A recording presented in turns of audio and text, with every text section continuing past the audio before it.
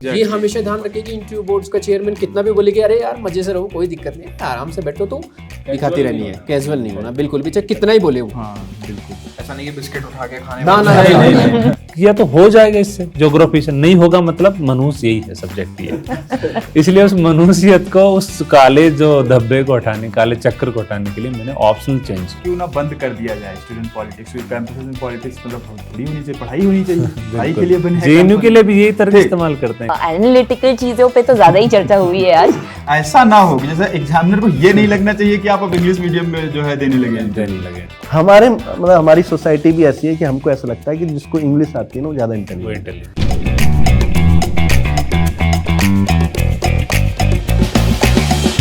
मैं आपसे वही पूछने वाला था, आपने 4 बार रैंक हासिल करी है इस एग्जाम में लगातार, तो आप इस साइकिल को कैसे मैनेज करते थे? देखिए मेरी साइकिल तो और भी कॉम्प्लेक्स रही है एक्चुअली। तो बताओ।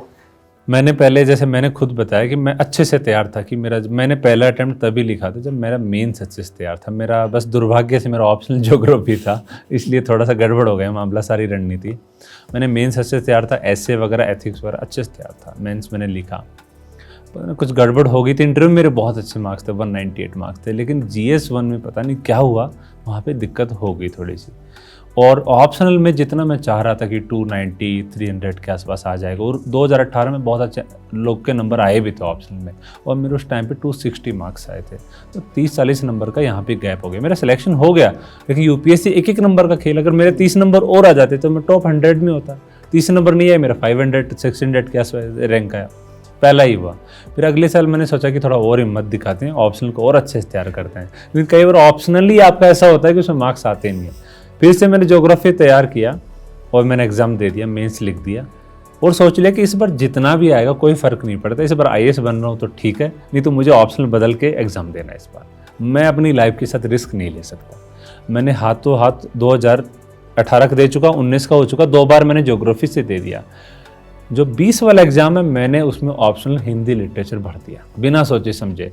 किया तो हो जाएगा इससे, ज्योग्राफी से नहीं होगा मतलब मनुष्य यही है, सब्जेक्ट ही है। इसलिए उस मनुष्यत को, उस काले जो धब्बे को हटाने, काले चक्कर को हटाने के लिए मैंने ऑप्शनल चेंज किया। पर तैयारी नहीं थी इसकी कुछ भी? तैयारी मेरी हिंदी लिटरेचर की कुछ भी नहीं थी उस साल। अब वही थोड़ा इंटरव्यू का हैंगओवर भी रहता, पढ़ भी नहीं पाते हो कई बार, लेकिन मैंने कुछ लेक्चर्स मैंने ऑनलाइन मैंने देखना शुरू कर दिया, प्रॉपर कोर्स लेके, और 4-4.5 महीने में ठीक ठाक मेरे तैयार हो गया। और लेकिन इतना तैयार नहीं हुआ था कि मैं 100% बिल्कुल प्रोफिशिएंसी जिसको बोलते हैं मेंस में हासिल नहीं हुई थी। मैंने एग्ज़ाम दे दिया 20 वाला, और मेंस में अच्छे मार्क्स भी आ गए, और ऑप्शनल में भी एवरेज के आसपास मेरे मार्क्स आ गए थे, लेकिन उस टाइम पे इंटरव्यू ने धोखा दे दिया, और ओनली 157 उसमें मार्क्स आए। पर रैंक तो फिर रैंक IPS के आसपास ही, मेरी IPS की रैंक मेरी आ गई थी। मैं IPS पहले से था तो दोबारा जा नहीं सकता था। अब फिर मैंने इंट्रोस्पेक्ट किया कि गड़बड़ कहाँ हो रही है। फिर मैंने सोचा कि अगर ऑप्शनल मेरा पिछली बार 3-3.5 महीना ही मुझे मिला था, अगर मैं इसको और अच्छे से तैयार कर लूँ तो 20 नंबर इसमें बढ़ जाएंगे मेरे।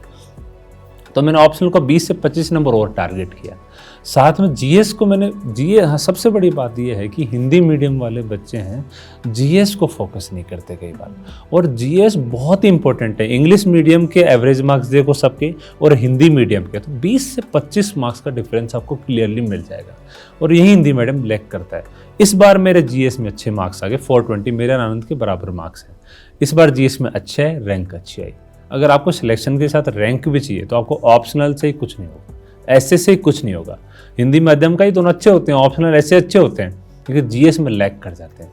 60 नंबर आ गए, किसी में 70 नंबर आ गए। GS में कम से कम 390 से ऊपर मार्क्स रहेगा। 390 से ऊपर रहेगा तो यू विल बी कंफर्टेबल। कोशिश करो क्रॉस 400 से ऊपर अगर आप आते हैं तो फिर आप एक अच्छे स्टेज में हो, टॉप 100 में आराम से आने के चांस है। वल्नरेबल नहीं, वहाँ आप कम मार्क्स भी पाओगे तो भी आपकी रैंक आ जाएगी। हो सकता है आप IAS में आ जाओ, IPS में आ जाओ, मतलब आपकी रैंक तो आ ही जाए। यार मैंने मतलब थोड़ा जो बोलता है ना कि थोड़ा धीरे इम्प्रूव किया, जो एडिशनल थोड़ा जोड़ता गया, थोड़ा इंट्रोस्पेक्ट करता गया, चीज़ें बहुत बार रणनीति बदलनी भी पड़ी।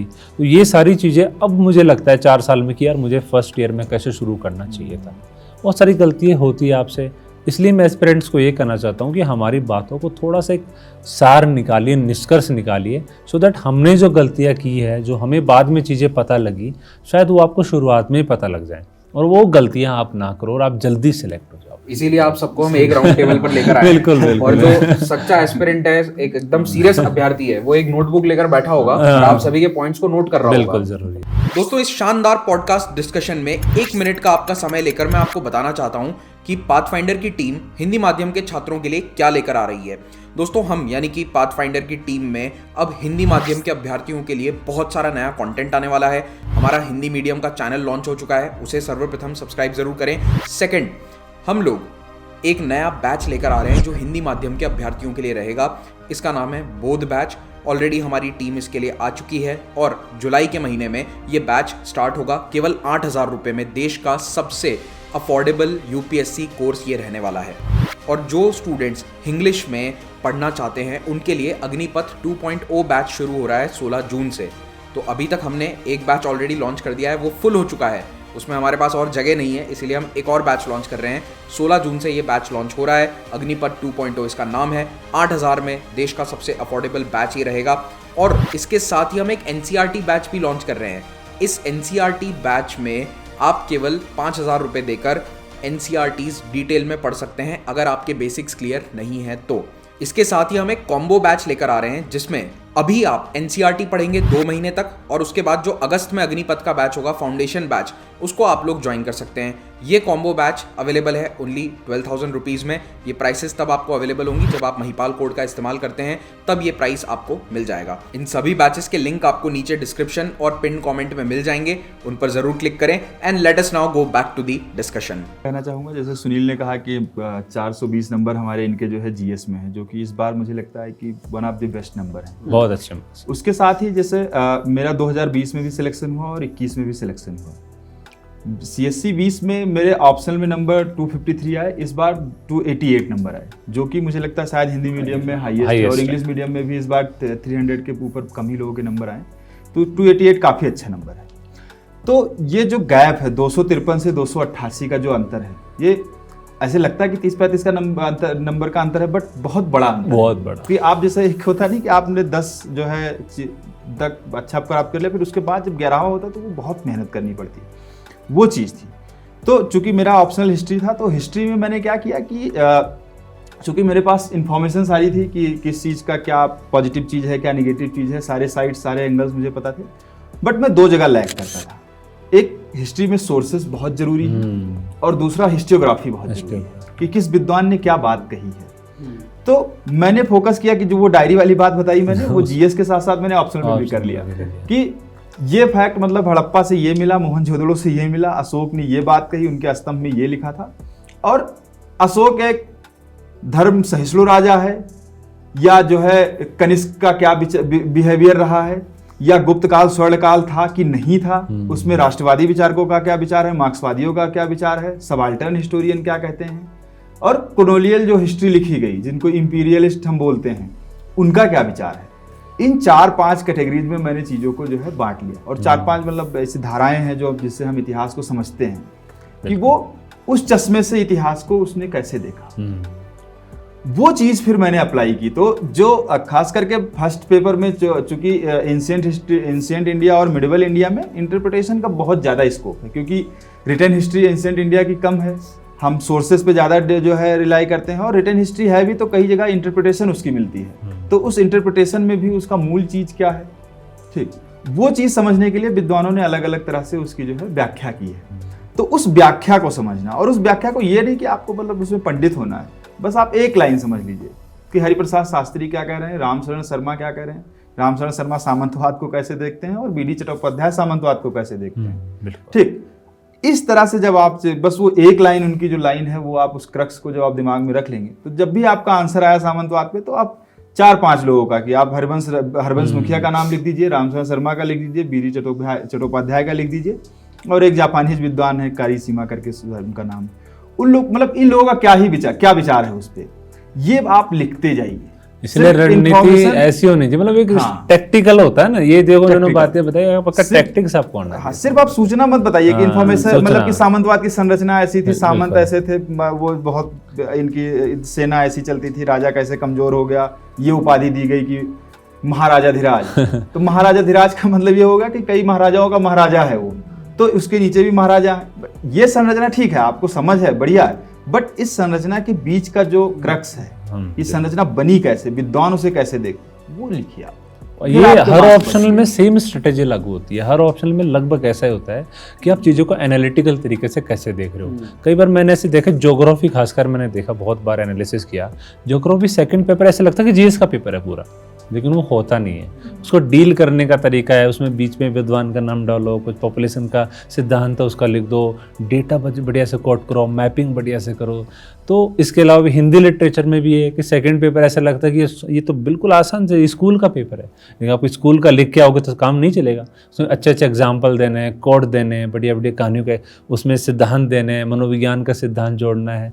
ये सारी चीज़ें आपको हर ऑप्शनल में करना पड़ेगा, जीएस में करना पड़ेगा। इसलिए इसका सार यही है कि अगर आप तैयारी कर रहे हो तो कल छिछले जो स्तर है, शैलो लेवल है, उस पर मत जाओ।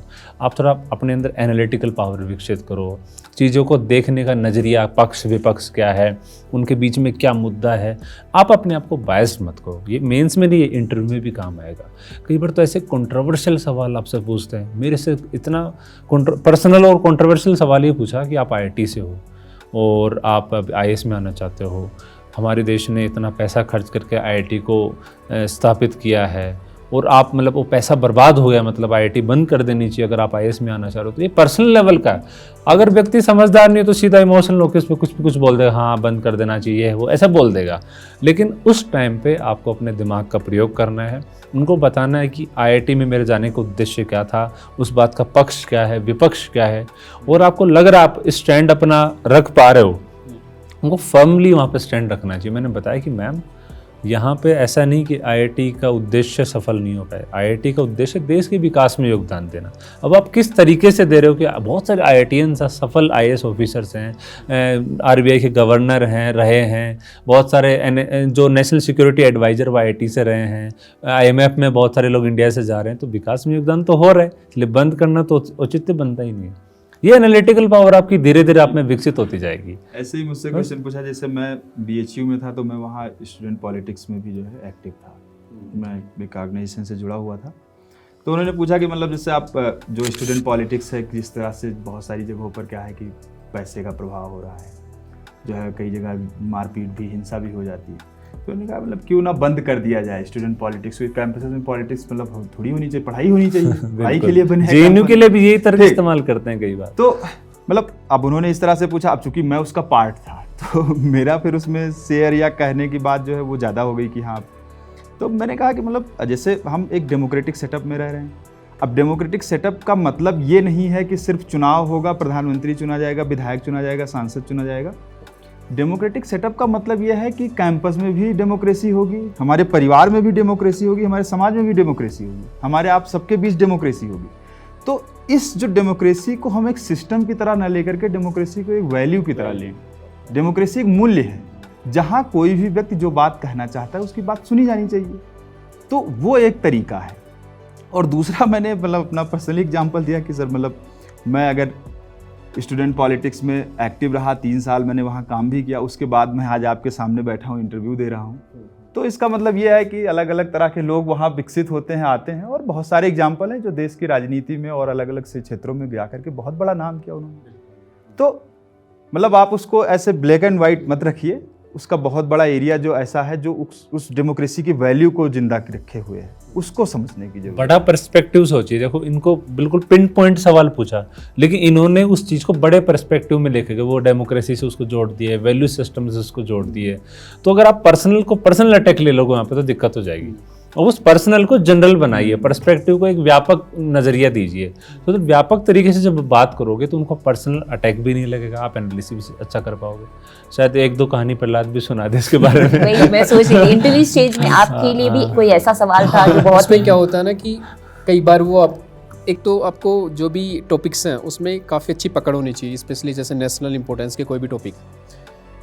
इंटरव्यूअर कई बार क्या करता है कि जैसे मेरे साथ हुआ, जो चेयरमैन सर थे उन्होंने एग्रीकल्चर से क्वेश्चंस पूछना स्टार्ट किया।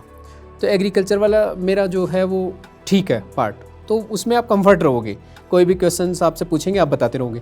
लेकिन जैसे जैसे एग्रीकल्चर से पूछते पूछते उन्होंने अचानक पूछ लिया कि सेडिशन लॉ पे आपका क्या ख्याल है कि इसको हटा देना चाहिए। अब आप पहले एक कंफर्ट जोन में हो, अचानक आपसे ऐसे जब क्वेश्चंस करते हैं तो आपके दिमाग में वही आंसर आता है जो आप पहले से सोच रखते हो। तो आपकी अगर आप एक्सट्रीम आपका है तो आप बोलोगे नहीं नहीं सर इसको हटा देना चाहिए क्योंकि अभी ज़रूरत नहीं है। तो आपको थोड़ा कंस्ट्रक्टिव वे में बताना रहता है कि प्रेजेंट वे में या फिर जो भी अगर हम इंडिया की इंटरनल सिक्योरिटी के रूप में देखें या बाहर से जितने भी थ्रेट्स हैं उन सभी को अगर देखें तो हम डायरेक्टली अभी इसको हटा नहीं सकते। हाँ, इसे रैशनलाइज हम कर सकते हैं। तो फिर रैशनलाइज के कौन कौन से पार्ट्स हैं वो आपको आने चाहिए और कौन से इसमें सेक्शन है वो थोड़ी थोड़ी आपको बेटर वे में नॉलेज होनी चाहिए। और हमेशा याद रखो कि इंटरव्यू में जो भी आप बातें बोल रहे हो, जो मेनली गवर्नमेंट है उसका गवर्नमेंट का क्या प्रोस्पेक्टिव है उसमें, तो वो क्योंकि आप गवर्नमेंट का पार्ट होना चाह रहे हो तो उसमें गवर्नमेंट की अगर आप बात नहीं करोगे तो इट मीन्स फ्यूचर में जाके आप में और गवर्नमेंट में कॉन्फ्लिक्ट होंगे और आपकी पर्सनैलिटी कहीं न कहीं गवर्नमेंट से मैच नहीं हो रही। तो आपको इन चीज़ों का थोड़ा सा ध्यान रखना है कि इंटरव्यू में किस तरीके से किस वे में आपको आंसर करना है और बहुत इंपॉर्टेंट रहता है। केवल आलोचना नहीं करना। आलोचना करो, कंस्ट्रक्टिव वे में आप नहीं, क्रिटिसिज्म इसमें कर सकते हो। ये एक चीज ध्यान रखा है कि सोशल वैल्यू, इथिकल वैल्यू और कॉन्स्टिट्यूशनल वैल्यू उसके बहुत खिलाफ नहीं। कई बार क्या होता है कि कुछ चेंजेस जरूरी, सोशल वैल्यू जो चल रहा है हो सकता है कि वो सही नहीं हो, उसको हमें चेंज करने की जरूरत है, बट बहुत ज्यादा रेडिकल नहीं होना चाहिए, उसके अकॉर्डिंग हो। अगर कोई खराब चीज है, कुछ जिसमें दिक्कत आ रही है, जैसे स्टूडेंट पॉलिटिक्स का उदाहरण था, तो उसको आप रेगुलेट कर सकते हैं। बैन करना उपाय नहीं, मतलब उसको एक तरीके से एकदम से उसको खारिज कर दें किसी भी विचार को, वो मुझे लगता है ठीक नहीं होगा। आप उसको रेगुलेट कर सकते हैं। रेगुलेशन हमेशा सरकारों के हाथ में। एक और मैंने देखा कि कई बार हम सोचते हैं कि पहले से इंटरव्यू की बहुत बेहतर तैयारी कर लेंगे, वहाँ जाके मैं बहुत अच्छा कर दूंगा, ऐसा भी नहीं होता है। कई बार क्या होता है कि आपको तुरंत नए इस टाइप के क्वेश्चंस पूछते हैं वहाँ पर जो आपने कभी सोचा नहीं फ्यूचर में पहले से। Presence of mind. जैसे एग्जांपल के लिए मुझे पूछा कि फूड माइल एक कॉन्सेप्ट चल रहा है यूरोप में, जिसमें क्या है कि फूड को ज़्यादा ट्रेवल मत करवाओ। फूड अगर ज़्यादा ट्रेवल करेगा तो जैसे आप एरोप्लेन यूज करोगे तो उसमें बहुत सारा कार्बन एमिशन होगा, साथ में उसकी न्यूट्रिशनल वैल्यू कम होगी। तो क्या इंडिया में इसको लागू कर देना चाहिए क्या? तो फिर मेरा ये था कि अब उस टाइम गर्मियाँ चल रही थी, तो गर्मियों में मैंने ये एग्जाम्पल दिया। अब तुरंत आपको कैसे एग्जाम्पल देना वो इंपॉर्टेंट है। मैंने बोला कि नॉर्थ इंडिया में भी गर्मियाँ बहुत ज़्यादा है और जो नारियल है कोकोनट वो होता है अपना साउथ इंडिया में। तो अगर हम कंजप्शन कहाँ है, डिमांड कहाँ है, वो नॉर्थ इंडिया में। अगर आप उसको फूड माइल का कॉन्सेप्ट लगाओगे कि वो वहीं रह जाए कोकोनट, तो फिर तो ना तो वहाँ के किसान उसको उगाएंगे, डिमांड वहाँ पर रहेगी नहीं ज़्यादा। तो कहीं न कहीं इंडिया में इसे अभी लागू नहीं किया जा सकता क्योंकि हमारा जो ज्योग्राफिकल एरिया है वो बहुत ही ज़्यादा डाइवर्स है। तो कहीं ना कहीं हम उसे वहाँ से ट्रैवल करवाएंगे और नॉर्थ इंडिया में लाएंगे ताकि वहाँ के किसानों को प्रॉपर प्राइजेज भी मिले और यहाँ पर जो गर्मी का जो इम्पैक्ट है वो भी कम हो। तो वो तुरंत, अब ये तो नहीं कि मैंने पहले से उसको सोच के गया हूँ इंटरव्यू से पहले, इम्प्रोवाइज। तो किस टाइप के एग्जाम्पल्स कैसे आपको तुरंत लाने हैं वो बहुत मायने रखता है।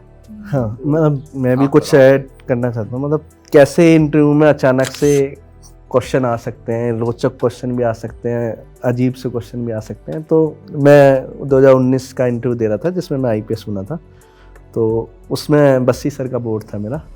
तो मैं गया अंदर, तो मैं घुसा भी नहीं था उससे पहले, मतलब मैं बैठने ही वाला था। तो सर ने बोला कि यार तुम 2-3 बार इंटरव्यू दे चुके हो। मतलब उस साल मेरा 3रा इंटरव्यू था।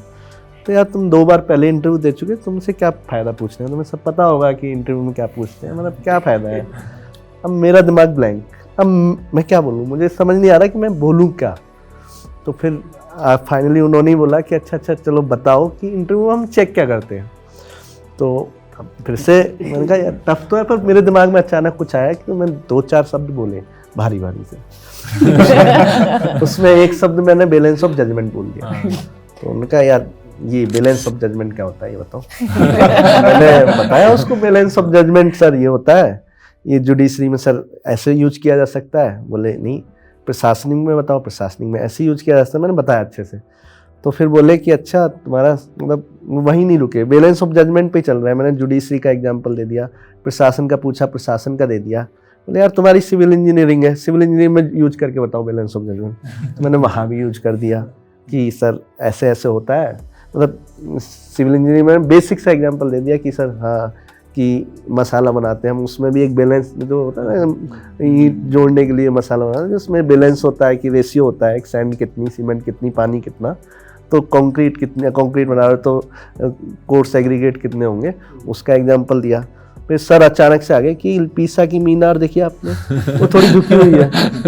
मतलब अब वो बता रहे कि मतलब ये कैसे गिर ना जाए या क्यों नहीं गिर रही है, इसके पीछे कारण मतलब अचानक रैंडम क्वेश्चन आ सकते हैं, मतलब कुछ भी आ सकते हैं, कुछ भी आ सकता है। इवन मैंने तो पर ये तो सिविल इंजीनियरिंग का सवाल है, पीसा की मीनार क्यों नहीं गिर हाँ, रही है? मतलब आप कितना एनालिसिस कर लोगे सिविल, मतलब ये हम कितना सोचते नहीं है ना कितना कि ऐसा क्वेश्चन पूछेंगे, तो वो हो जाता है। एक बार मतलब मैंने अपने डेफ में मैंने क्या पजल सॉल्विंग भर देता था, मैं इसलिए भरता था कि रूबिक्स क्यूब सॉल्व करता था।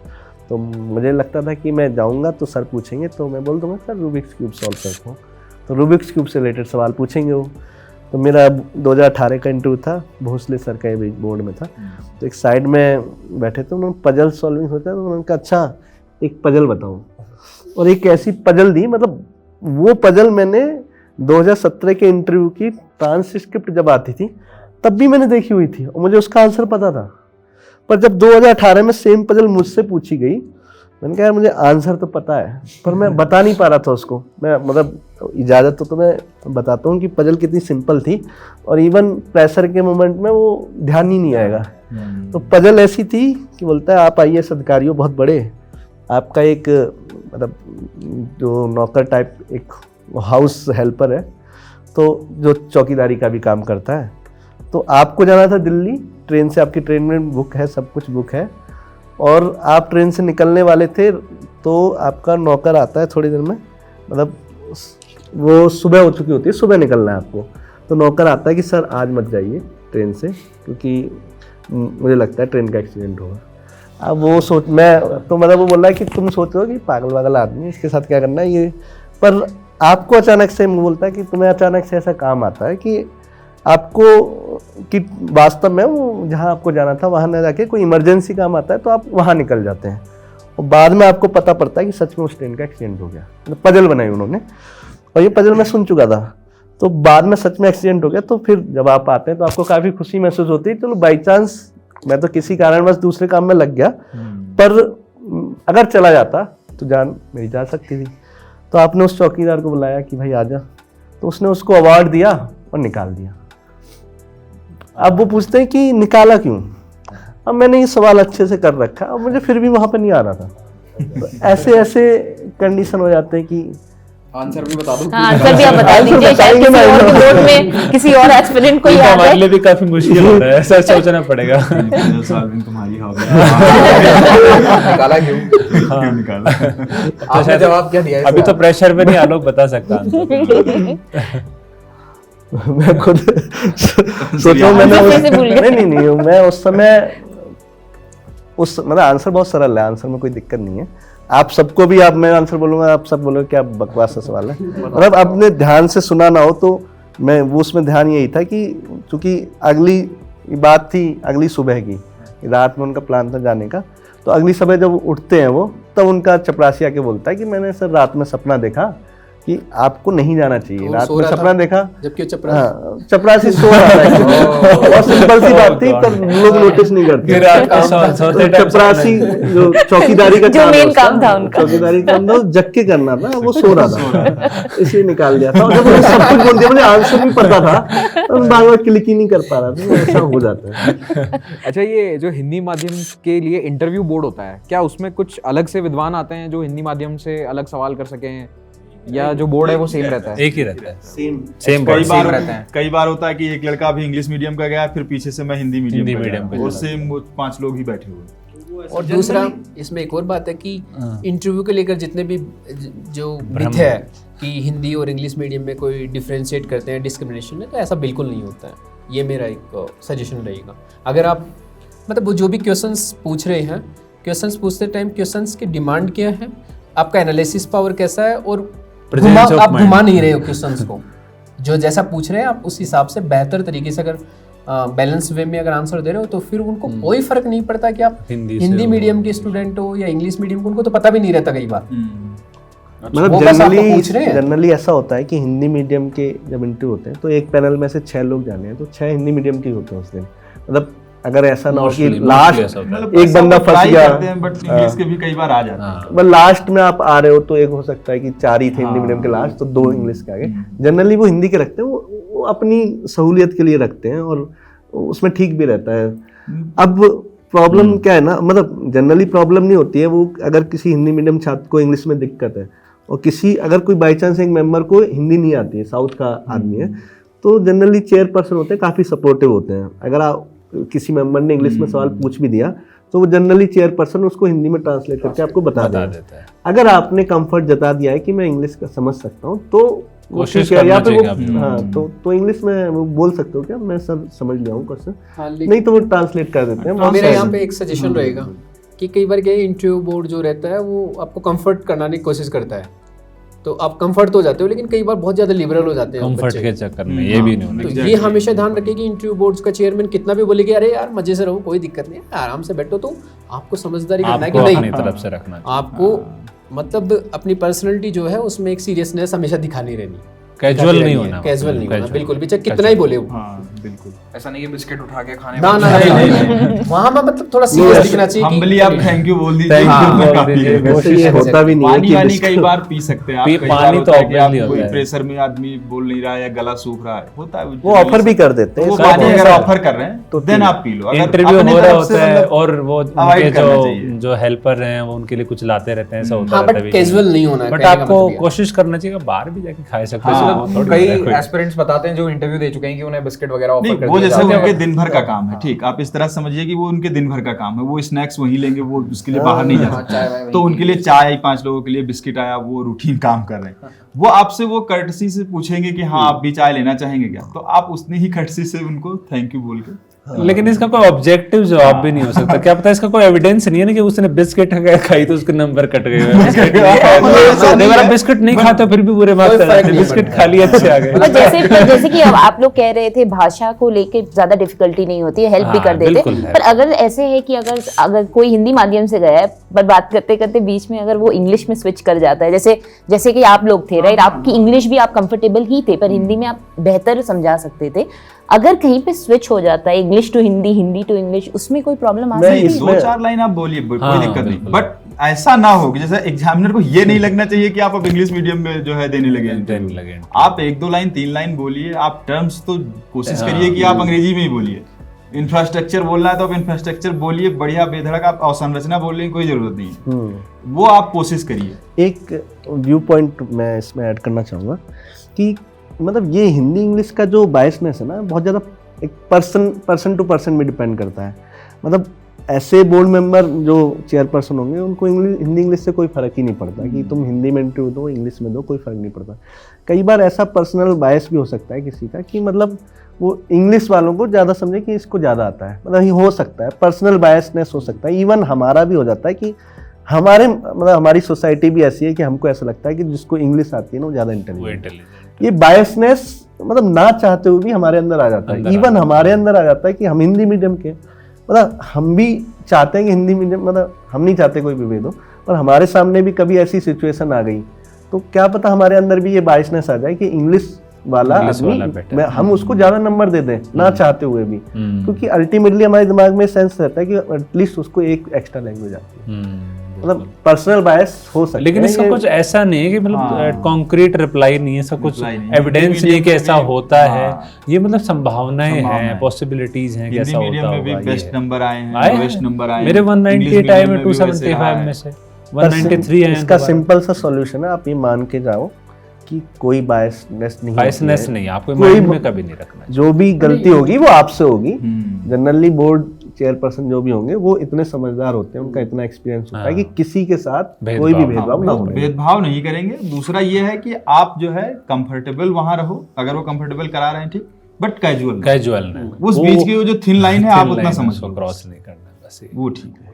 मेरा अगला सवाल एक मेन से रिलेटेड था जो रह गया, ऑप्शनल सिलेक्शन से लेकर। तो जैसे आपने तो बताया कि आपने अपना ऑप्शनल चेंज किया था, हिंदी लिटरेचर कर लिया था, आपने एग्रीकल्चर से दिया है, तो हिंदी साहित्य, आपने हिंदी साहित्य से, आपने हिस्ट्री से, तो क्या आप लोगों ने कभी ये सोचा कि इस ऑप्शनल को ले लूं तो ये बेटर हो जाएगा? जैसे हिंदी लिटरेचर के पीछे आपकी सोच क्या थी? आपने वैसे तो बताया था, पर एक बार थोड़ा सा ऑप्शनल सिलेक्शन कैसे करें उसके ऊपर मैं चर्चा चाहता हूँ। देखिए, ऑप्शनल सिलेक्शन के काफ़ी 3-4 मुख्य मानदंड जो क्राइटेरिया वो ये हैं कि सबसे पहले तो उसके दिन कैसे चल रहे हैं ऑप्शनल के क्योंकि ज्योग्राफी सब्जेक्ट बहुत अच्छा है, मुझे आता भी था, मैं सिविल इंजीनियर में था तो बढ़िया से आता था, साइंस भी मेरी अच्छी थी, मैं समझ पाता था, आंसर भी लिख पाता था। लेकिन कई बार ऐसा होता है कि वो सब्जेक्ट के एवरेज मार्क्स ही काफ़ी डाउन चल रहे हैं, बहुत बार होता है, पब्लिक एडमिनिस्ट्रेशन के साथ काफ़ी बार जैसे एंथ्रो के साथ अच्छा चल रहा है, तो कई बार होता है। तो पहला तो कि भाई ट्रेंड मार्केट में कैसा चल रहा है, दूसरा ये है कि उस सब्जेक्ट का जो स्टडी मटेरियल है वो मार्केट में ठीक ठाक अवेलेबल है या नहीं, गाइडेंस कितना अवेलेबल है। अब मैं इंजीनियर और साथ में हिंदी साहित्य मैंने ले लिया, लेकिन ना कोई गाइडेंस है ना कोई बुक है, तो मैं कैसे करूँगा उसको, वो तो पैर पर कुल्हाड़ी मारने जैसा हो गया ना। तो इसलिए मटेरियल उसका अवेलेबल होना चाहिए। तीसरी अगर बात ये करें कि आप उस विषय से कितना सहज हैं, उसके कंफर्टेबल आप हो या नहीं। आपने हिंदी जोश में ले लिए, लेकिन आप जब कविता पढ़ते हो तो आपको नींद आने लगती है, आपका इंटरेस्ट ही नहीं जगता है, तो कैसे कर पाओगे इस चीज़ों को। ये सारी चीज़ें। और चौथी बात है कि कोशिश करना चाहिए कि आपका सब्जेक्ट हो, ग्रेजुएशन अगर आपने जिससे किया है, पहली प्रेफरेंस हमेशा आपकी वो होनी चाहिए। उसमें अगर ज़्यादा दिक्कत नहीं है तो आपको हमेशा वो लेना चाहिए। जैसे प्रहलाद का एग्रीकल्चर था, ये कंफर्टेबल फील करता था, उसका दिन भी अच्छे चल रहे थे, मार्क्स भी अच्छे आ रहे थे, उन्होंने ले लिया। इनका इतिहास है, इतिहास के दिन भी अच्छे चल रहे हैं और ग्रेजुएशन भी किया था, लेकिन हमारे साथ दुविधा हो गई थोड़ी सी, इसलिए हमें चेंज करना पड़ा। इंजीनियर्स के साथ ही काफ़ी दुविधा रहती है। इवन ये मीडियम के साथ भी दुविधा है। मीडियम के साथ एक सुनील ने सारी बात बोल दी, पर मीडियम वाला एंगल है वो छूट गया। क्योंकि हिंदी मीडियम में क्या है ना, एक समस्या और भी है कि आपके पास मतलब रिसोर्सेस ही अवेलेबल नहीं है। ज्योग्राफी के तो फिर भी मिल जाएंगे, या पॉल साइंस के देखो आपके पास कुछ ज्यादा कुछ है नहीं, पब एड का भी कुछ नहीं है। कुछ लोग मेरे दोस्त हैं जिन्होंने पब एड ले लिया, फिलोसफी का भी उतना नहीं है, फिलोसफी भी लिए हुए हैं, पब एड भी लिए हुए हैं, पॉलिटिकल, अब बहुत ज़्यादा स्ट्रगल कर रहे हैं, उनका सिलेक्शन ही नहीं होता क्योंकि उनके ऑप्शनल ऐसे हैं। हिंदी मीडियम के साथ ये थोड़ी ज़्यादा समस्या है, तो मेरा मानना है कि हिंदी मीडियम में थोड़ा सोच समझ के ही कोशिश करनी चाहिए कि जिसके सोर्सेज अवेलेबल हो। मतलब सुनील ने जो बात कही कंफर्ट वाली बात, ठीक है, मतलब आपको विषय समझने के लिए, जानने के लिए कंफर्ट बहुत जरूरी है, बट अब हो सकता है कि इंग्लिश मीडियम में कंफर्ट कहीं ना कहीं काम करता भी हो, बट हिंदी मीडियम में एक तो मतलब हिंदी मीडियम में अपने आप में वो कंफर्टेबल स्थिति आपको इस सिविल सर्विसेज में नहीं दे पाता है। और दूसरा चीज है ऑप्शनल का सिलेक्शन, जैसे आलोक ने कहा। अब आप जैसे मतलब जो सौभाग्य से मेरा ग्रेजुएशन हिस्ट्री में था और फिर मेरा हिस्ट्री से जो है ऑप्शनल भी हो गया, बट जब मैंने मतलब इसका एनालिसिस किया, चूंकि बहुत सारे लोग पूछते हैं कि क्या ऑप्शनल लें, कैसे करें, कैसे पढ़ें, तो जब आप उठा करके डेटा देखेंगे तो जैसे प्रहलाद ने तो इंग्लिश में जो है एग्रीकल्चर को लिखा, हम तीनों ने हिंदी में लिखा, और जो हम 5 लोग आईएएस में हैं, 5 में से मेरा इतिहास है, 3 का हिंदी लिटरेचर, 3 का हिंदी लिटरेचर है, और इनका एग्रीकल्चर तो इन्होंने इंग्लिश में लिखा। तो और उसके अलावा भी जो सिलेक्शन हुए, आप मैक्सिमम देखेंगे कि इतिहास और हिस्ट्री में सिलेक्शन, इतिहास और हिंदी लिटरेचर में, ठीक। अब उसके बियॉन्ड अगर कोई किसी सब्जेक्ट को चूज कर रहा है, तो कई बार जैसे सुनील को ज्योग्राफी में दिक्कत हुई, जैसे पॉलिटिकल साइंस में बहुत दिक्कत हो रही है। मेरे कई दोस्त हैं जो पॉलिटिकल साइंस से दे रहे हैं, उनका ग्रेजुएशन भी पॉलिटिकल साइंस है, मेरे साथ ही किया है, बट जीएस में अच्छे नंबर आ जा रहे हैं, एसए में अच्छे नंबर आ जा रहे हैं, बट ऑप्शनल में नहीं आ रहे हैं। अब वो जो कंफर्ट है उनको लगता है कि उनको बहुत आता है, और आता भी है, बट यूपीएससी उनकी बात समझ नहीं पा रही है। तो जो बात यूपीएससी समझ पाए, आप थोड़ा सा उस कंफर्ट से बाहर आइए और उनको समझाने की कोशिश करिए। बिल्कुल, तो इस तरह से आप ऑप्शनल का सिलेक्शन करिए जो सिलेक्शन इसमें हो रहा है। जैसे सुनील ने बताया कि दिन जिसके चल रहा है, देखिए इसलिए मैंने बोला कि एक फैक्टर काम नहीं करता कभी भी, 4 से 5 फैक्टर है, इनका जो मिक्स है, एक मिक्सर बनता है, उनको सारे फैक्टर को ध्यान में रखते हुए आप ऑप्शनल देखिए, और ऑप्शनल चूज करना बहुत जरूरी होता है। सही ऑप्शनल आप 1 महीने का टाइम ले लीजिए, 2 महीने का ले लीजिए, थोड़ा पढ़ लीजिए सब्जेक्ट के बारे में, कैसा फील हो रहा है, कैसा सिस्टम है, लेकिन जल्दीबाजी में ऑप्शनल चूज मत कीजिए। तो जो 24 और 25 के लिए कर रहा है, उनके लिए आप क्या सजेस्ट करेंगे कि कौन सा ऑप्शनल के दिन अच्छे चल रहे हैं हिंदी माध्यम से? ये तो डेटा ही बता पाएगा, अभी डेटा जो चल रहा है, वैसे आनंद ने बता ही दिया पहले। रिसोर्स के हिसाब से हिंदी साहित्य और इतिहास ऐसे 2 मतलब ऑप्शन है। मतलब ये प्रचार करने की बात नहीं कि हम लोगों का निकला इसलिए हम करें। मुझे ऐसा लगता है कि इतिहास में, चूंकि इतिहास इंडियन हिस्ट्री है, तो इंडियन हिस्ट्री हालांकि फॉरेनर्स में भी लिखी है, लेकिन हिंदुस्तानी विद्वान ज्यादा है।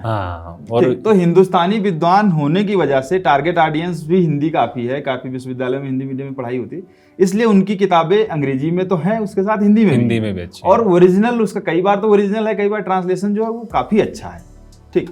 बट दूसरे जो ऑप्शनल्स हैं उनमें क्या होगा कि पॉलिटिकल साइंस की जो बड़े विद्वान हैं वो आपको हिंदुस्तानी नहीं मिलेंगे, बाहरी हैं, उनकी किताबें ओरिजिनल हिंदी में नहीं है, इंग्लिश में है।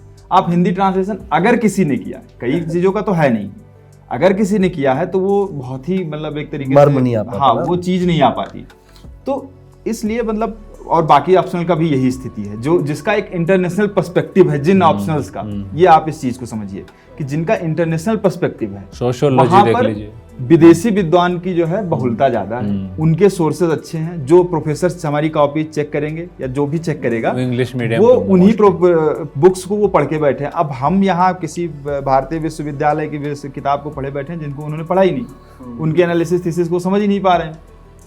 तो हिस्ट्री और हिंदी साहित्य में क्या है कि मटेरियल भी हमारा अपना देसी है, हमारे विद्वान भी देसी हैं, चेक करने वाले भी देसी लोग तो सब कुछ देसी है, तो इसलिए वो चीज को समझ पाते हिंदी हैं। साहित्य तो के ये अलावा mixture अच्छा है। मैडम एक हाँ। विषय में कि हिंदी साहित्य के अलावा जो भारतीय भाषाओं का इतिहास वो है ना, साहित्य है, जैसे मैथिली साहित्य है, आप कन्नड़ साहित्य है, तमिल साहित्य है, हाँ, संस्कृत साहित्य है, इसमें Literatures मार्क्स के ठीक दिन आते में, हैं उर्दू क्योंकि में इवन इसका क्या फायदा होता है ना, हिंदी साहित्य आपको हिंदी में ही लिखना है।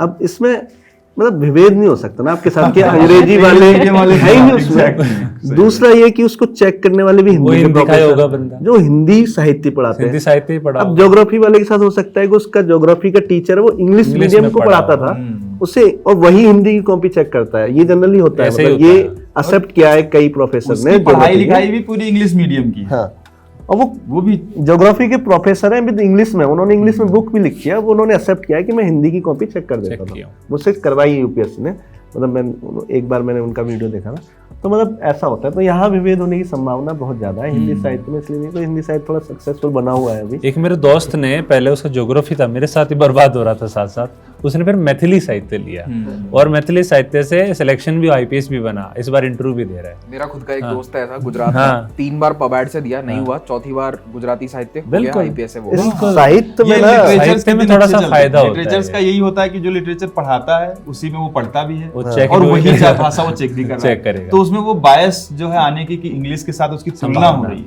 ये तुलना होती ही नहीं है। तुलना नहीं तो फिर आप सेफ रहते हो। बस ये बाकी इतिहास में यह है कि आपके पास रिसोर्सेज बहुत हैं हिंदी में, हाँ, बाकी इतिहास- ऑप्शनल में रिसोर्सेज नहीं है, और अंग्रेजी में उन्होंने पढ़ा है, पढ़ाया भी अंग्रेजी में किताबें लिखी है, तो उनको हिंदी का वो समझ है नहीं। इवन मेरे कुछ दोस्त हैं जो पॉल साइंस लेके पास हुए हैं, उन्होंने पूरा अंग्रेजी पढ़ा है, पूरा अंग्रेजी पढ़ा है। लिखा हिंदी में, बस। पर वो 2-4 जो दूसरे ऑप्शन से पास हुए ना, वो इंग्लिश के रिसोर्स पढ़ रहे हैं। इवन जो मेरे ज्योग्राफी के कुछ दोस्त हैं वो भी इंग्लिश से मैंने पढ़ इंग्लिश के में बुक्स एग्जाम दे पढ़ी रहे है हैं। बहुत सारी, मैंने इंग्लिश में पढ़ी है जब ज्योग्राफी में था मेरा। वो हिंदी के अवेलेबल नहीं है आपके पास, अच्छे राइटर अच्छा राइटर नहीं है। मतलब जीएस में जितना पढ़ना पड़ता है ना इंग्लिश में, उससे कहीं ज्यादा आपको यहाँ पढ़ना पड़ जाएगा अगर हिंदी साहित्य और हिस्ट्री को छोड़ दें। बाकी कोई भी ऑप्शन लोगे आपको इंग्लिश में ही पढ़ना पड़ेगा, नहीं तो आप सफल नहीं हो पाओगे। ऑप्शनल का चुनाव बहुत सोच समझ के करना है, हो सके तो किसी से गाइडेंस ले लीजिए। बिल्कुल ले और आप चारों तो है ही, इनसे भी आप संपर्क करके पूछ सकते हैं अगर इन्हें समय मिलेगा। हालांकि ये बहुत बिजी रहते हैं, ट्रेनिंग में है इसीलिए, तो पर फिर भी आई होप कि आप लोग गाइड कर सकें जो भी छात्र होंगे। हमने आप सभी से मेंस, इंटरव्यू और सीसैट पर तो चर्चा कर ली, एक चर्चा रह गई जीएस प्रीलिम्स के बारे में। तो आप लोगों ने जीएस प्रीलिम्स के लिए किस तरह से तैयारी करी और क्या सही स्ट्रैटेजी है उसके लिए? तो जीएस में मुझे लगता है, मतलब हिंदी माध्यम की स्पेसिफिकली बात करते हैं तो हिंदी माध्यम के लोगों के साथ एक बड़ी समस्या ये रहती है कि एक तो वो नॉलेज गैदरिंग पे बहुत ज़्यादा ध्यान देते हैं, दूसरा नॉलेज गैदरिंग करना है, कई सारी बुक पढ़नी है, हिस्ट्री की बुक एक की बजाय 3 पढ़ लेंगे, मतलब इकट्ठा करते हैं, पढ़ तो वो पाएंगे नहीं, वो तो मुझे भी पता है। तो होता क्या है, मुझे जो लगता है कि प्रीलिम्स में सबसे ज़्यादा इम्पोर्टेंट चीज़ होता है वो आप अपना छोटा सा सिलेबस देखिए, फिर जाइए पुराने साल के क्वेश्चन पे। आप जब इतना कर लेंगे, एक बार आप सपोज करते हैं हिस्ट्री की रीडिंग करते हैं, आप स्पेक्ट्रम पढ़ते हैं, तो आप एक बार रीडिंग करेंगे आपको कुछ खास अंदाज़ा नहीं लगेगा कि यूपीएससी के मतलब का इसमें क्या है। पर लेकिन जब आप हिस्ट्री के, मॉडर्न हिस्ट्री के पुराने साल के पेपर देखते हैं तो आपको एक बहुत बेहतरीन अंदाज़ा लगने लगेगा कि क्वेश्चन किस तरह से पूछे जा रहे हैं और मुझे किन चीज़ों पे ज़्यादा ध्यान देना है। मतलब एक होता है कि फैक्ट गैदरिंग करने लग जाओ कि आपकी कुछ भी रटते जा रहे हो, फिर आप यूपीएससी के पेपर देखोगे तो उसमें कुछ ना कुछ ऐसा एनालिसिस वाला भाव रहता है कि क्वेश्चन पूछने का तरीका बदल जाता है। यही बात यूपीएससी को बाकी पीसीएस के एग्जाम से, अन्य एग्जाम से अलग करती है। तो आप जब एक बार ये समझ जाएंगे कि पुराने साल के पेपरों का इम्पोर्टेंस क्या है, तब आपकी जो पढ़ने का तरीका है किसी सब्जेक्ट को वो बदल जाएगा। तो मेरा मानना यही है कि आप एक बार अच्छे से पुराने साल हर जो भी आप पॉलिटी पढ़ रहे हैं तो पुराने साल के पेपर देखिए, उसके बाद अपने पढ़ने के तरीके में धीरे धीरे चेंज लाते रहिए, और वो चेंज लाते लाते तब आपके माइंड में उस तरह की अंडरस्टैंडिंग आ जाएगी कि यूपीएससी अगली बार क्वेश्चन पूछेगी तो वो किस तरह का क्वेश्चन पूछेगी, वो आप समझने भी लग जाओगे कि हो सकता है ये क्वेश्चन आएगा। इवन करंट अफेयर के समय भी आपको ये अंदाज़ा लगने लग जाता है कि पहले करंट अफेयर के किस तरह से क्वेश्चन आए हैं, इवन अब आने वाले समय अगले अटेम्प्ट में किस तरह के सवाल आ सकते हैं, काफ़ी अंदाज़ा लगने लग जाता है। आप पुराने साल के पेपर ज़्यादा बेहतरीन तरीके से देखोगे तो आपको इवन ये पता लगने लग जाता है कि कौन से क्वेश्चन ऑप्शन है वो एलिमिनेट हो जाते हैं। एक बात जैसे कि आसान वाली बात आई, तो ये बात हमेशा यूपीएससी के प्रीलिम्स में ध्यान रखनी है कि 100 क्वेश्चन आते हैं, उसमें से 30 से 40 क्वेश्चन ही ऐसे होते हैं जो हमारी रेंज में होते हैं डायरेक्ट। मतलब इतनी अगर आपको 40 आते हैं तो बहुत बड़ी बात है, मतलब इवन 30 भी आते हैं तो आप आराम से सिलेक्ट हो सकते हैं।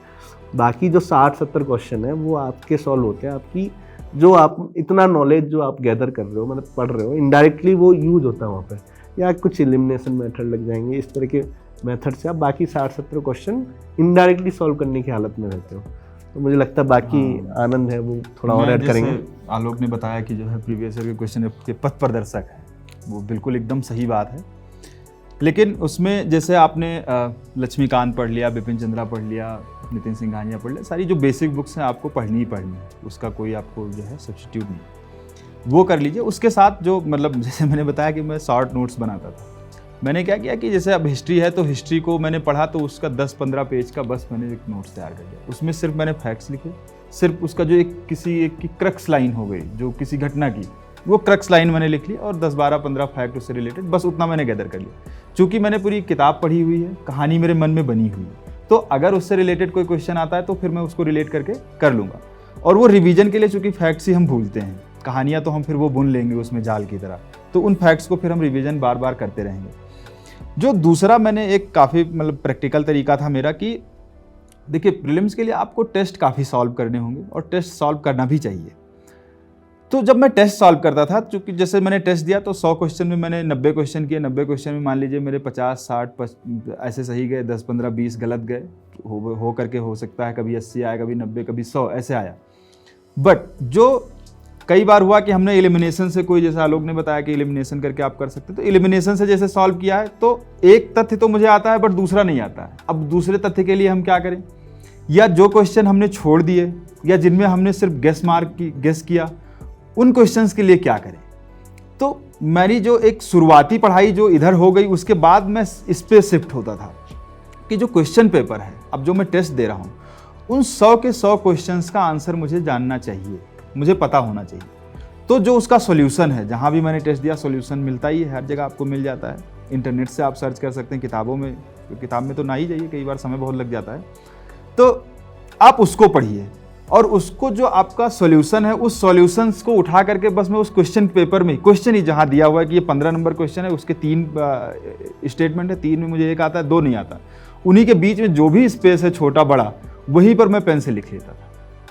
अब ये जो तथ्य हुए मेरे, मुझे मान लीजिए एक पेपर में मुझे 100 से 150 तथ्य आते थे, बट मैंने एडिशनल उसमें 250-300 और ऐड कर दिए जो मुझे नहीं आते थे, जिसपे मैंने सिर्फ गेस किया, कई सही भी हो जाते हैं, बट हो सकता है कि वो जो आपको आता था वो एग्जामिनेशन हॉल में ना आए, दूसरा आ जाए, आपको हो सकता है तीनों ना आए, तो उसके लिए कि कोई कम से कम एक तो आ ही जाए आपको, ये चीज़ मैं करता था। तो इसको लिखता था, ये इसकी मेरी मेहनत काफ़ी होती थी कि मैं 4-5 घंटे एक पेपर को देता था।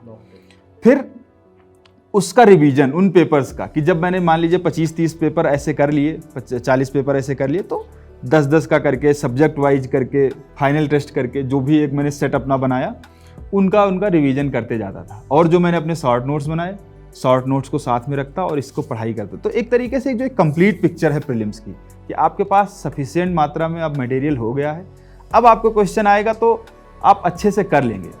दूसरा जो पॉइंट मैं कहना चाहता हूँ कि ये है कि आप एक टारगेटेड अप्रोच ये रखिए कि आप वही देखिए कि विषय में कंफर्ट आपका किस विषय में कितना है। जैसे अगर आप पॉलिटी में कंफर्टेबल हैं, आपका हिस्ट्री, जैसे मेरा हिस्ट्री ऑप्शनल था तो मैं कंफर्टेबल था, मैं एक इन्वायरमेंट में भी थोड़ा बहुत कंफर्टेबल था, और साइंस टेक मुझे लगता है काफ़ी सरल आता है, मतलब टफ नहीं आता है। अगर आप थोड़ा बहुत पढ़े रहेंगे तो आप उनको कर ले जाएंगे, तो मैं उस पर भी टारगेट करता था। तो ये जो 4-5 पोर्शन हैं, इन पे मैं ज़्यादा टारगेट करता था कि यहाँ से अगर क्वेश्चन आए तो वो 70 से 80% क्वेश्चन मैं सही कर ले जाऊँ। 1-2 क्वेश्चन 3 क्वेश्चन तो नहीं होंगे, बाकी में अगर मैं 40-50% भी कर ले गया तो हाँ ठीक है, मतलब वो एक एवरेज आ जाएगा। तो ये अप्रोच, क्योंकि इसमें फिर वही है वो उपयोगितावादी जो आपका दृष्टिकोण है कि आप कम एनर्जी में ज़्यादा आउटकम कैसे लाएंगे, ये सोचना हमें बहुत ज़रूरी है। तो ये मेरा अप्रोच रहता था और ऐसे एस्पिरेंट्स कर सकते हैं। जैसे प्रीलिम्स की और जीएस की बात कर रहे हैं आप, तो ज़्यादातर बातें तो आनंद और आलोक ने कवर कर दी है, लेकिन जैसे मेरा जो सोचना है कि आपको एक सीक्वेंस में चलना है। जब भी आप जीएस पढ़ते हो तो आपको 3 सीक्वेंस चलानी रहती है। फर्स्ट आपको बेसिक बुक्स, जिसमें आपकी एनसीईआरटी आती है, ताकि आपको पहले पता होना चाहिए कि कौन सा भी टॉपिक, उसमें बेसिक नॉलेज आपको पता होनी चाहिए। उसके बाद आप एडवांस बुक, कि पहले आपने एनसीईआरटी कवर कर दी पॉलिटी की, उसके बाद एडवांस बुक में आपको लेना लक्ष्मीकांत, और तीसरे नंबर पर आपको वैल्यू एडेड मटेरियल। उसमें क्या करना है कि कोई भी करंट अफेयर्स में कोई भी टॉपिक चल रहा है तो उसको, ऐसा ही इकोनॉमिक्स में आपको कोई भी एक बेसिक बुक जैसे एनसीईआरटी आपने पढ़ दी, फिर एक एडवांस बुक वो रमेश सिंह आप ले सकते हो या कोई से भी, उसके बाद वैल्यू एडेड मटेरियल में आपको जैसे बजट पढ़ना है, इकोनॉमिक सर्वे और करंट में क्या क्या न्यूज़ चल रही है। जब आपने इनको सबको गैदर कर लिया तो फिर एक नॉलेज आपकी वो कहीं ना कहीं बढ़ेगी। साथ में आपको क्या करना है कि हमेशा एग्ज़ाम में प्रीलिम्स में भी, मेंस में भी, इंटरव्यू में भी आपका डाइवर्स नॉलेज देखा जाता है और कितनी डेप्थ नॉलेज है आपकी, जो आपका पर्सनैलिटी का पार्ट है। तो इसलिए क्या करना है कि आपको जो बहुत सारे इंडेक्सेस आते हैं, रिपोर्ट्स आती है, तो पूरी पढ़ने की ज़रूरत नहीं है। आपको सिर्फ क्या करना है कि जैसे ग्लोबल हंगर इंडेक्स ही आ गया, तो उसमें क्या करना है कि इंडिया की क्या पोजीशन है और किन किन फैक्ट्स के आधार पर, और एक डेप्थ एनालिसिस क्या किया उसने।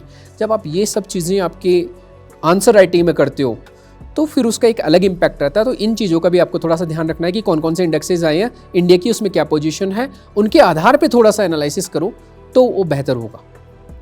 देखिए, अगर तीनों ने अंदर की बातें तो मैं बता दी, अगर मैं स्ट्रक्चर की बात करूँ कि प्रीलिम्स तैयारी की स्ट्रक्चर आपका क्या होना चाहिए, अगर स्टेप आज 1 2 3 4 5 मैं बताऊँ आपको, तो सबसे पहला आपका स्टेप होना चाहिए कि जो प्रीवियस से क्वेश्चन पेपर हैं उनको एनालिसिस करना, प्लस में सिलेबस को एनालिसिस करना। पहला स्टेप सबसे पहले आपका ये होना चाहिए।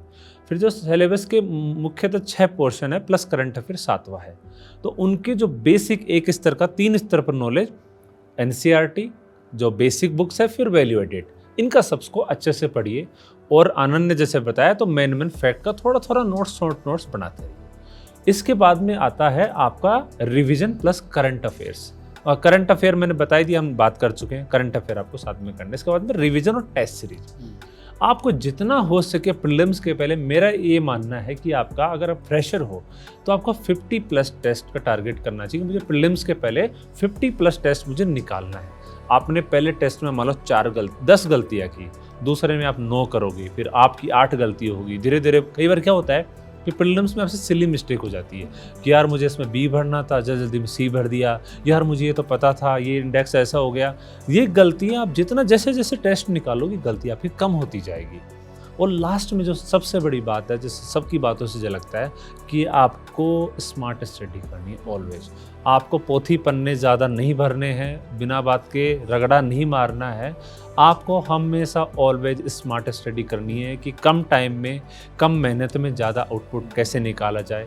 प्रीलिम्स में आपको माइंड चला के काम करना है, कौन से क्वेश्चन को पहले करना है, कौन से को बाद में करना है, एलिमिनेशन का मेथड कैसे यूज़ करना है, ट्रांसलेशन में दिक्कत आ रही तो इंग्लिश को कैसे पढ़ना है। ये आपको सारी रणनीति, मुझे लगता है प्रीलिम्स तो केवल रणनीति का खेल है, स्मार्टनेस का खेल है। और एक पॉइंट मैं ऐड कर देता हूँ इसमें कि जब भी प्रीलिम्स की आप तैयारी कर रहे हो तो बहुत बार मैंने ऐसा देखा है कि स्टूडेंट्स अलग अलग कोचिंग इंस्टीट्यूट की टेस्ट सीरीज़ लेके आ जाते हैं। तो वो कभी मत करो। आप फिक्स कर लो कि इस पर्टिकुलर कोचिंग इंस्टीट्यूट की मुझे टेस्ट सीरीज़ देनी है, और उसका भी सिलेक्शन का क्राइटेरिया क्या होगा कि आप प्रीवियस ईयर के पेपर देखो। यूपीएससी की एक लैंग्वेज होती है क्वेश्चन पेपर की, हमेशा एक फिक्स पैटर्न पर। तो उस पैटर्न को कौन सी कोचिंग इंस्टीट्यूट फॉलो कर रही है।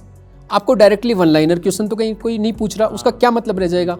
तो यूपीएससी की जो लैंग्वेज है वो कौन सी कोचिंग इंस्टीट्यूट फॉलो कर रही है, उसके पेपर केवल आप लेकर आओ और वही लगाना है। अननेसेसरी 2-4 अगर कोचिंग के लगाओगे तो आप टेंशन में भी आओगे और कभी भी आपको मज़ा नहीं आएगा। तो सिर्फ एक कोई भी टेस्ट सीरीज आपको लगानी है, सिर्फ एक, और वो भी किस आधार पे आप सेलेक्ट करोगे, प्रीवियस ईयर के पेपर जब आप बहुत बार दोगे तब आपको पता लगेगा, ताकि आप उस यूपीएससी के पेपर की लैंग्वेज यहीं पकड़ पाओ और वहाँ पर भी आपको थोड़ा फैमिलियर लगे, तो वो आपको बेनिफिट देगा। एक स्मार्टनेस से जैसी सुनील ने बात की, तो मतलब एकदम ये बात एकदम सही है कि आपको पेपर में प्रीलिम्स में एकदम स्मार्ट बनना पड़ेगा।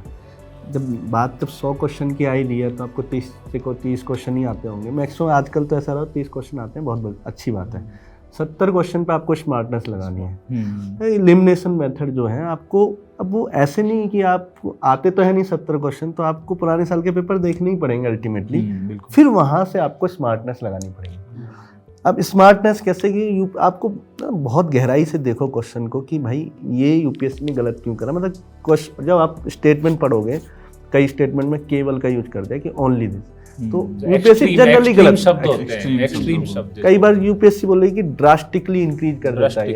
अब एक्सट्रीम चीजें गलत हो गया। कई बार ऐसा बोलता है कि भारत की जीडीपी 2000 से लेकर 2022 तक बढ़ी रही है, बढ़ती रही। अब ये एक्सट्रीम, आप इसमें कुछ नॉलेज नहीं चाहिए कि मतलब नॉलेज हमें है भी, अगर नहीं भी हो तो कई सारे ऐसे स्टेटमेंट देती है यूपीएससी जिसको आप कॉमन सेंस का, आपको नॉलेज नहीं होगी पर कॉमन सेंस के आधार पर आप एलिमिनेट करो उसको।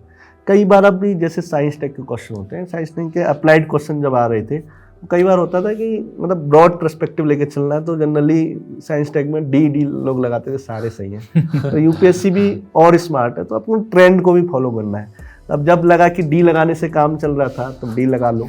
अब ट्रेंड बदल चुका है कि यूपीएससी अब हमसे ज्यादा स्मार्ट हो गया कि यूपीएससी ने थोड़ा चेंज करा। सभी देके भी फिर उपरोक्त सभी आंसर नहीं होता आजकल, कई बार ऐसा तो होता है। अब समय के साथ साथ अपने आप को भी बदलना है, थोड़ा सा देखना है कि कहीं फंस तो नहीं रहा एक ऑप्शन कि डी से काम नहीं चल रहा हो, क्या पता।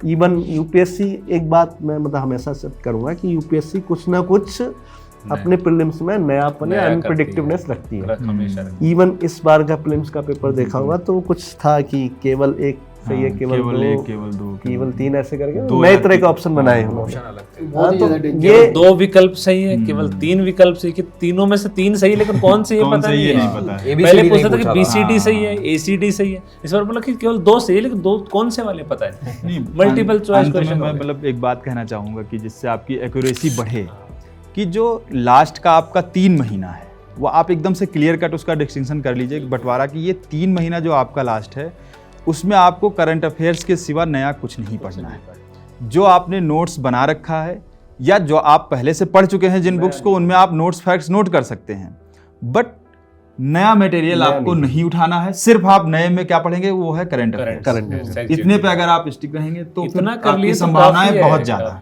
मुझे लगता है यूपीएससी में फेलियर की मेन वजह अधिकांश लोगों के साथ रहती है कि वो समय समय पर नए सोर्सेज पढ़ने लग जाते हैं। उन्हें लगता है कि हम फेल इसलिए हो रहे हैं क्योंकि हमारे पास नॉलेज नहीं है। ये सबसे बड़ी गलतफहमी मिथ है यूपीएससी का। इसीलिए बस सिंगल सोर्स मल्टीपल फिर क्लैरिटी इससे आपको आएगी। एकदम फिक्स पैमाना है कि एक ही सोर्स, और पेपर को स्मार्ट तरीके से सॉल्व करो। और वो टेक्निक सीखो टेस्ट सीरीज से। जो टेस्ट सीरीज, ऐसे नहीं कि यूपीएससी में अचानक से गए समझने से आप स्मार्ट हो जाओगे, वहाँ पे एलिमिनेशन भी बढ़िया कर लोगे, सब कुछ बढ़िया हो जाएगा, पता चला समझ भी नहीं आ रहा कौन सा सवाल पहले करना कौन सा बाद में।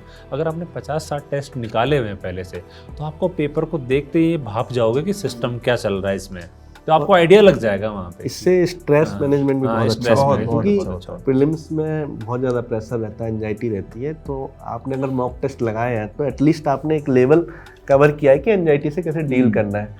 कैसे हो सकता है मॉक पेपर में आपके साथ समस्या हो कि शुरू के 10 सवाल बहुत कठिन आ गए तो आपको लगे कि यार क्या हो गया, अभी कैसे होगा। तो आपने कम से कम मॉक टेस्ट में एक बार ऐसा लेवल देखा है, क्योंकि हो सकता है आपके मेन पेपर में ऐसा सेट मिल जाए जिसमें शुरू के 15 सवाल बहुत टफ हो। इवन हुआ भी, हमारे साथ भी हुआ, हम 6 बार दिए। तो कई बार ऐसा होता था कि शुरू के 10-15 बहुत टफ थे और लास्ट के 10-15 बहुत सरल थे। तो अगर कोई इस प्रेशर में आ गया कि शुरू में उसको सब टफ लगा, बाद में लास्ट के 10-15 सवाल बहुत ईजी थे, तो उसके साथ तो ये हो जाएगा ना कि वो लास्ट के 20 सवाल तक पहुंच ही नहीं पाया। कई ऐसे लोग थे और वो फेल हो गए, अगर वो पहुंच जाते तो पास हो जाते। इसमें ये भी होता है कि जब आप बहुत सारे टेस्ट सॉल्व किए रहते हो तो आप मतलब टाइम मैनेजमेंट कर लेते हो कि आपको कितने क्वेश्चंस कितने समय में करना है, आपको दोबारा कब कितने मिनट में आपकी घड़ी में जब हो जाएंगे तो आपको दोबारा रीड करना है। ठीक, वो आप जब टाइम मैनेजमेंट कर लेते हो, चूंकि अभी यूपीएससी मतलब 100 क्वेश्चन बोल के 300 क्वेश्चन पूछ ले रहा है, तो आपको टाइम मैनेजमेंट बहुत जरूरी है। वो आपके प्रैक्टिस पेपर से ही है। आप जितना प्रैक्टिस करेंगे उतनी आपके 100 क्वेश्चन 120 मिनट्स, बहुत लिमिटेड टाइम, 5-7 मिनट तो ऐसे निकल जाते हैं। उसमें क्या कि आपको कई बार ऐसा लगता है कि यार 100 क्वेश्चन है, 120 मिनट है, मुझे कैसे करना है। तो मेरा अंदाजा ये रहेगा कि आप ऐसे मत कीजिए कि मुझे सवाल करके ही आगे बढ़ना है। आप 3 राउंड में सवाल को कीजिए। सवाल करिए। पहला राउंड आपको निकालना है कि जो आपको 100% श्योर हो, आपको वो राउंड पहले 1 से 100 तक निकाल लेना है। आपको पता तो लग जाए ना कि 100वां क्वेश्चन आसान था, मैंने जल्दी से कर दिया। अब उसी टाइम पे आप ये भी हर क्वेश्चन में टिक लगा दो कि मुझे ये तो पता है कि ये गलत है। 2 ऑप्शन बचेंगे किसी में, किसी क्वेश्चन में 3 ऑप्शन आपके पास बचेंगे, किसी में मान लो 4 नहीं आ रहे होंगे। तो फिर दूसरा राउंड लगाओ कि जिसमें 4 में से 2 तो एलिमिनेट आपने कर दिए। अब 2 में से आपको सोचना है, जल्दी जल्दी उस राउंड को कर लो और हाथों हाथ OMR सीट पढ़ते जाओ।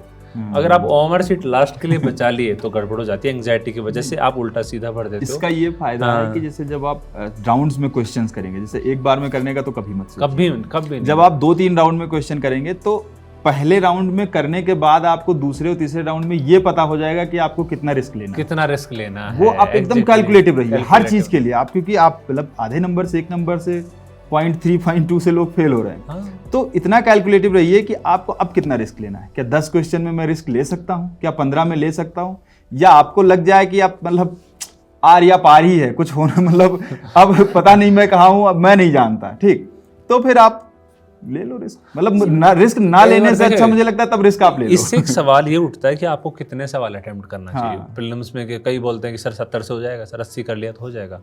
तो मेरे हिसाब से ये मानना है कि आज के टफनेस के लेवल को और अनप्रिडिक्टेबिलिटी जो है उसको देखते हुए 85 प्लस क्वेश्चन आप कर रहे हो और आपकी एक्यूरेसी ऐसी कि 20 से 22 सवाल आपके गलत होते हैं, तो you are in the like safe side. ये तो लगभग सभी टॉपर्स का यही कहना है कि 85 प्लस 85 आप मैं तो जाइए 85 बोलूंगा क्योंकि सेफ साइड 85 आपको रिस्क लेना है। हम लोगों ने तो 90 प्लस किया हुआ। लेकिन कोशिश ये करना चाहिए कि 95 के ऊपर भी आप सोल्व ना करो। 5 सवाल छोड़ दो, उसमें क्यों रिस्क लेना है? क्योंकि आप 2 4 5 आप छोड़ सकते हैं। कितनी भी एक्यूरेसी से करो, अगर आपने 60 क्वेश्चन सोल्व किया तो 20 तो गलत होने हैं। हो नहीं, एक्यूरेसी एक एवरेज कई तो एक्यूरेसी ऐसा लेके होगा चलो कि आपको लगेगा सही है बट वो गलत हाँ, ये भी Even सारा एक कैलकुलेशन जो मैं पॉइंट बोल रहा था, मॉक टेस्ट का एक फायदा ये भी रहता है कि जैसे बोला कि मतलब 2 ऑप्शन पता थे या 2 ऑप्शन तो एलिमिनेट हो गए, अब 2 में से चूज करना ही है, तो मॉक टेस्ट लगाते लगाते ना थोड़ा सा गट्स बनता है, दिल में स्किल आ जाता है, स्किल डेवलप होती है कि वहाँ पेपर में दिल नहीं घबराता कि इस पे लगाऊं, लगा देते हैं, होगा जो देखा जाएगा। तो मतलब ये मॉक टेस्ट से कर करके ना ये स्किल हासिल करने दूर हो जाता है आपका धीरे। ये स्किल है, एक बड़ी स्किल है। कई बार क्या होता है ना, ज्यादा इस पर डेवलप होती रहती है ना, तो कई बार हम सही लगाने की ओर बढ़ते रहते हैं कि 2 है पर 2 में से ज्यादा चांस होंगे सही हो गए। लेकिन अगर आप बहुत डरे एंजाइटी में गलत की ओर ज्यादा जाने के चांस रहते हैं। फिर वो खराब देखो एक फिलॉसफी होती है कि आप जो माइंड में कई बार सोचते हो ना, वो वही हो जाता है कई बार। आप अगर माइंड में पॉजिटिव सोच रहे हो ऑलवेज, तो आपके पॉजिटिव एनर्जी क्रिएट होती है। तो क्या पता है, इसका एविडेंस तो नहीं है लेकिन ऐसा माना गया है कि आप नेगेटिव एविडेंस क्रिएट करो, एनर्जी क्रिएट करो, तो आसपास का माहौल नेगेटिव रहता है आपके पास। नहीं, आप आपका बच्चा है कोई, आप शुरुआत से उसको बोलते रहे तो नकारा है, तो कुछ नहीं कर सकता लाइफ में, तो कहीं ना कहीं वो बच्चे के आसपास नेगेटिव एनर्जी क्रिएट हो जाती है। तो आप अपने माइंड में अगर कॉन्फिडेंट हो, पॉजिटिव हो, तो आपका सही लगने के चांस ज़्यादा होते हैं। हमारे साथ तो यही हुआ है। और वो किससे आएगा? Mock test paper. Even first instance में जो लगता है ना कि ये सही होगा, तो उसके ज्यादा सही होने के सिक्स सेंस चांस भी बन जाता मतलब है। ऐसा कहते हैं लोग। एक पॉइंट मैं उठाना चाहूँगा कि कई बार क्या होता है, आपने बहुत बार पढ़ा होता है अच्छे से कोई भी टॉपिक को, जैसे आपने बहुत सारे डांस फॉर्म पढ़ी। जैसे 2021 में क्या हुआ कि एक क्वेश्चन था जिसमें 3 वर्ड्स दे रखे थे, तो मैंने देखा कि डांस है क्या ये, तो मुझे नहीं पता था कि अगर मैंने डांस इतने अच्छे से पढ़ा है तो कम से कम एक बार तो कोई ना कोई एक तो डांस दिखता। तो आपको कॉन्फिडेंस होना चाहिए कि मैंने इतना पढ़ा था, एक फॉर्म तो आ ही जाना चाहिए था, तो मतलब डांस तो नहीं होना चाहिए। तो इस आधार पे आप फिक्स कर सकते हो, एलिमिनेट कर सकते हो कि ये नहीं हो सकता किसी हालत में, तो आप फिर क्वेश्चंस को अटेम्प्ट कर सकते हो। इतना भी ब्लाइंड गेस नहीं करना है आपको। 3 दे दिए कि बर्ड है, ये क्या है, ये क्या है, तो आपको पता है कि यार ये तो मछली है, मैंने पढ़ा है कि ये तो फिश में आता है, फिश कैटेगरी में आता है, उसको बाकी एलिमिनेट हो गए ना। फिर 3 एक फैक्ट आता है माइंड में, एलिमिनेट हो गया सारा। तो ये सारे अगर इसको समराइज करें तो यही बात है कि आपको स्मार्ट तो कितना ध्यान से आप पढ़ रहे हो, स्ट्रक्चर से पढ़ना है, बार बार प्रैक्टिस करनी है और घबराना नहीं है, कॉन्फिडेंट रहना है, यही सारा। बिल्कुल। तो अभी जब ये वीडियो हम रिकॉर्ड कर रहे हैं, इस वक्त अप्रैल 2023 का महीना है, मई में प्रीलिम्स आने वाला है 2023 का। तो अगर एक लाइन में एक ऐसा संदेश आप कोई देना चाहें अभ्यर्थियों को जो अभी अपीयर होने वाले हैं कुछ हफ्ते बाद, तो उनके लिए आप लोग प्लीज़ एक संदेश दीजिए। देखिए, सबसे पहले तो हम बात कर ही चुके हैं, उनको फॉलो करना है, लास्ट टाइम पे रिस्क नहीं लेने हैं बिल्कुल भी। जो चीज़ पढ़ा है उसको रिवाइज करना है, जितना हो सके टेस्ट निकालना है, कॉन्फिडेंट रहना है और करंट अफेयर को ही नया मटेरियल पढ़ना है। अब इसके अलावा कोई भी कुछ भी सलाह दे उसको फॉलो नहीं करना है, केवल बस 2-4 बातें जो सबके सामने होती हैं वही आप लोग को करना है बिल्कुल, और हमेशा पॉजिटिव एनर्जी के साथ रहना है। बस मेरा इतना ही कहना होगा। जैसे मैं कहना चाहता हूँ, जो आपने टेस्ट सॉल्व किया है और जो आपने अपना मटेरियल तैयार किया है उसको आप रिवाइज करिए, और उसके साथ ही मुझे लगता है कि आप अपने अंदर अब जो ज़रूरत है वो रिवीजन के साथ साथ आप अपने अंदर कॉन्फिडेंस बनाए रखिए और धैर्य रखिए। मुझे लगता है कि ये जो कॉन्फिडेंस और धैर्य है, ये 2 चीज़ें ही आपको आगे लेके जाएंगी। वो चाहे आप सेलेक्ट हो जाएंगे तब भी बहुत ज़रूरत आने वाली है, और एग्जामिनेशन हॉल में तो बहुत ज़्यादा ये जो चीज़ें काम आएंगी। मैं बोलूँगा कि एस्पिरेंट को कि single source, multiple revision, extra add करना है करंट अफेयर। अगर नया कुछ पढ़ना है करंट अफेयर पढ़िए, पुराने साल के पेपर नियमित डेली देखते रहिए अभी भी। इसके बाद जब एग्ज़ाम वाले दिन की बात आती है तो कॉन्फिडेंस में रहिए, एंजाइटी ना हो इसका हमेशा प्रयास करिए। इसके लिए जब भी पेपर हॉल में रहें, पेपर देते समय एक कैसे भी करके एक पॉजिटिव एनर्जी लाइए अपने अंदर, और उस एंजाइटी से दूर निकलते हुए बेधड़क कॉन्फिडेंस के साथ आंसर लगाइए। हो सकता है आपको क्लियर कट क्वेश्चन 30-35 आ रहे होंगे, लेकिन जो बाकी 60-70 क्वेश्चन है वो आपकी साइड नॉलेज जो आपने इतने समय से गैदर किया उससे होंगे। तो उसके लिए आपको कॉन्फिडेंस बना के रखना होगा और बेस्ट विशेष रहेंगे आपका। और हमेशा नेगेटिव लोगों से दूर रहिए, जो आपको परेशान करने की कोशिश करते हैं, आपसे उल्टा सीधा सवाल पूछते हैं। कई बार एग्जाम के पहले क्या होता है, जो नए फ्रेशर्स होते हैं बच्चे, उनको एक बार कुछ नकारात्मक मानसिकता के लोग होते हैं, उनको पूछा, अरे तूने ये पढ़ा है, अरे तूने वो पढ़ा है, तुझे ये पता है, तुझे ये पता है, तो बेचारा टेंशन में आ जाता है उस टाइम पे। अरे भैया आपको ये नहीं पता। तो आपको ऐसे लोगों से दूर रखना है। ओनली जो पॉजिटिव माइंडसेट के लोग हैं, जो कॉन्फिडेंट लोग हैं, जो आपका भला सोचते हैं, उन्हीं के पास रहना है, उन्हीं के आसपास रहना है। कई बार ऐसा होता है ना, नई चीजें बहुत सरफेस करती हैं लास्ट के 2 महीने, उनको दूर रहना, उनसे दूर। ये वाली इंडेक्स की रिपोर्ट आ गई जिसमें 1000 इंडेक्स दे दिए हैं, 20-25 इंडेक्स काम की होते हैं, वो ढंग से पढ़ लो बहुत है। मतलब मैं तो ज़्यादा नहीं पढ़ता, कुछ लिमिटेड बनाओ ना। बहुत इंपॉर्टेंट इंडेक्स है तो पढ़ लिया। अब करंट अफेयर हर कोचिंग का नया आ रहा है, सबका अपने अपने तरीके से अच्छा आ रहा है। अब एक का पढ़ लिया, बस सेटिस्फाई रहो कि मैंने सब कुछ कर लिया। कौन क्या पढ़ रहा है, उस नॉलेज को यूज कैसे करना है, this is the most important. 2-4 fact अगर आपको नहीं आते हैं तो घबराना बिल्कुल भी नहीं है। आत्मविश्वास ही आपको लास्ट में काम आने वाला है। आप बिल्कुल गट्स में रहिए, पढ़िए, आप मेहनत करते रहिए, जो समय है उसको लगाइए, बट नेगेटिव मत सोचिए। 2-4 फैक्ट नहीं आते, जाने दीजिए, कोई बात। प्रहलाद जी, आपका क्या मैसेज है?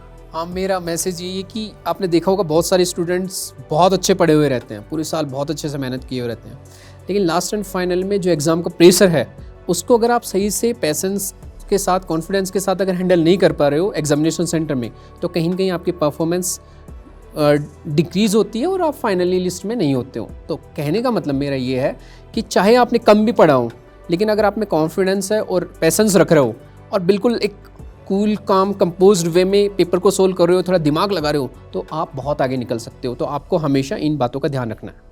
तो and best of luck, all the best. बिल्कुल आई थिंक बहुत ही अच्छी बातें आप सब ने शेयर की, और कुछ ऐसी एनालिटिकल चीज़ों पे तो ज़्यादा ही चर्चा हुई है आज। तो एंड आई थिंक बहुत ही फुल प्रूफ प्लान दिया गया है एक्चुअली देखा जाए तो। और सीरियसली सर ने जैसे पहले बताया, अगर आप सब एस्पिरेंट्स जो ये देख भी रहे हैं, अभी तक आपने काफ़ी नोट्स बना लिए होंगे, बट एक चीज़ जो मुझे याद है सुनील जी ने हमेशा कहा था, कहते सब लोग हैं सबकी सुनो बट अपनी बनाओ, अपनी करो, राइट। तो इसी बात पे I think first of all तो मैं थैंक यू बोलना चाहूँगी आप सबको फिर से कि आप सब यहाँ पे आए। हमें पता है आप लोगों का शेड्यूल क्या चल रहा है, अर्ली मॉर्निंग 6 o'clock के क्लासेस रूटीन, उस पर भी बहुत डिस्कशंस हुई है हमारी सर। तो थैंक यू सो मच कि आप सब आए, और सर आपकी तरफ से भी मेरे ख्याल से बहुत अच्छी चर्चा आज हुई है, खास करके हिंदी माध्यम के छात्रों के लिए, और केवल हिंदी माध्यम के लिए नहीं है, जो इंग्लिश मीडियम से भी दे रहा है उसके लिए भी बहुत सारे अच्छे पॉइंट्स यहाँ पर निकल कर आए हैं। तो अगर आपने ये दोनों पार्ट का वीडियो देखा है तो इसका जो निष्कर्ष निकलता है वो अपने तैयारी में आत्मसात कीजिए, उसको अडेप्ट कीजिए, उसके अनुसार चलिए, थोड़ा अपनी भी स्ट्रैटेजी लगाइए, एंड आई एम श्योर कि आप सभी यूपीएससी को क्रैक करेंगे।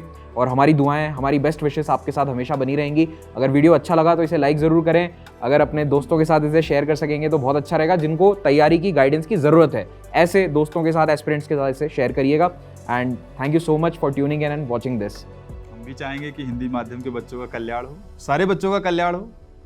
धन्यवाद। थैंक यू, धन्यवाद।